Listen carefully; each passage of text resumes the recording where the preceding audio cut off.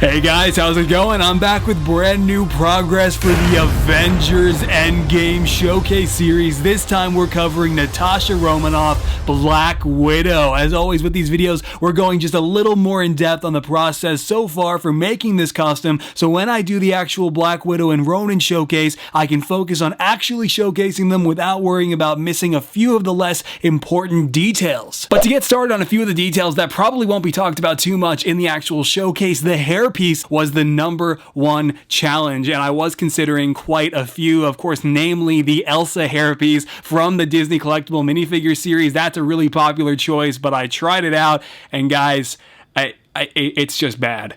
There's no other way to put it. It's real bad. So I didn't go with that one, but I was considering using a Lego Friends hairpiece at one point. I was considering a knockoff hairpiece, but then finally, one of the most popular third-party vendors out there, Dragon Brick, came out with their own Black Widow that featured the perfect, definitive Natasha hairpiece from Avengers Endgame, and it looked fantastic. So I knew that even though they were super limited and they sell out incredibly fast, I had to figure out a way to somehow get one, and I totally missed out on the first batch, but then thankfully I managed to pick up one when they were restocked, and I got the figure, got the hairpiece. I think that I managed to do a pretty great job here, mixing my own red color for it, and on the back I think I managed to pull off a pretty cool transition from the blonde braid up to the rest of the hairpiece, which you'll see more of in the actual video. And ever since 2016, when Lego debuted the Jyn Erso face, I was always really kind of hesitant to use it on Black Widow because I really couldn't unsee the fact that it debuted with Jyn Erso, but when you really look at it, I mean, it really does match Scarlett Johansson's likeness perfectly, way more so than it ever did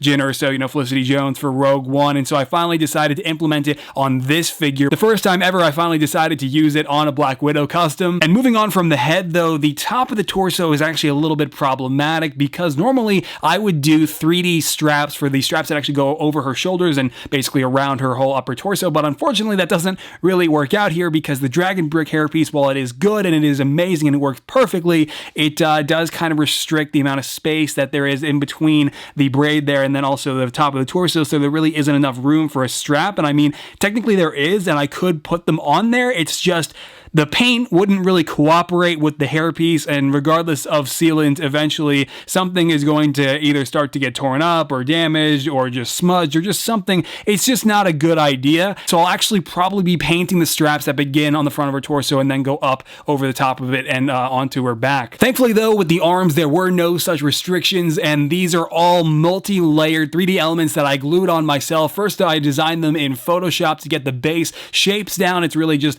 not wise to do what I used to do and just attempt to freehand cut them out yourself. It's kind of a stupid idea, so it's actually best to design those shapes yourself, print them out, and then see what you can do about applying them to the minifigure. That's exactly what I did here. That's exactly what I've done, honestly, since like 2016, I think. I've been doing it for a long time. But it really serves Black Widow here because I was able to get the specific shapes and the specific positioning of those shapes while still allowing for ample room for me to create her tasers, which are pretty much the same deal as far as 3D elements are concerned, except I didn't actually have to design these. They're just basic rectangular shapes all glued together in 3 different layers. And speaking of rectangular shapes, that takes us to the strap that wraps around her waist. Now, I've done a strap like this previously on my Infinity War Black Widow, and at first I was actually kind of hesitant this time to make one because looking at my reference, her belt really wasn't as slanted in Endgame as it normally used to be in the previous film, so I actually debated whether or not I should actually maybe just paint around the belt piece, but ultimately I decided, you know what, the 3D belt looks just way too cool, and it is slanted enough to warrant the piece, and so I wound up doing it, and I'm so glad I did, even though it's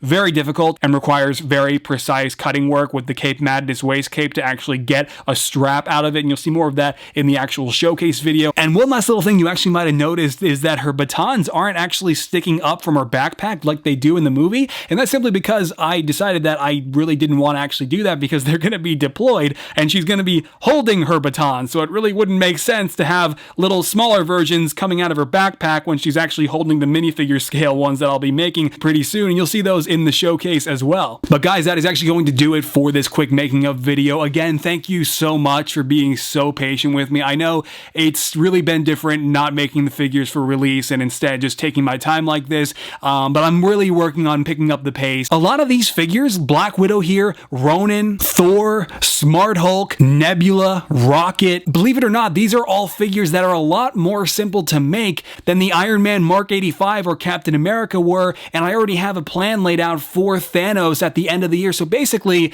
there is a plan for all of these figures. And while, of course, characters like Iron Patriot Mark II, Rescue, and Armored Thanos will all still be a challenge, it's really not as big of a deal as you might think. And so the goal still stands to finish all these figures before the end of 2019. And I really do think I can pull that off. And I appreciate you guys bearing with me. Now, I really got to paint Black Widow's legs, and you'll be able to see the finished figure over on my Patreon first, as always, where I will actually be lowering the prices, dropping them down to like $2 or $3 to see all the new figures and pretty much everything. So I'm really excited about that, and I hope you'll join me if you'd like to consider supporting the channel that way. Otherwise, like usual, the preview edits will go up over on Instagram, Twitter, and Facebook after that, all of which happening way before the main videos make it to the channel here. So that is why I always recommend that stuff. But on that note, guys, I will see you in the next making of video featuring Ronan before we head into the next Endgame showcase. And there also might be another figure between then. We'll see. Thanks for watching and take care.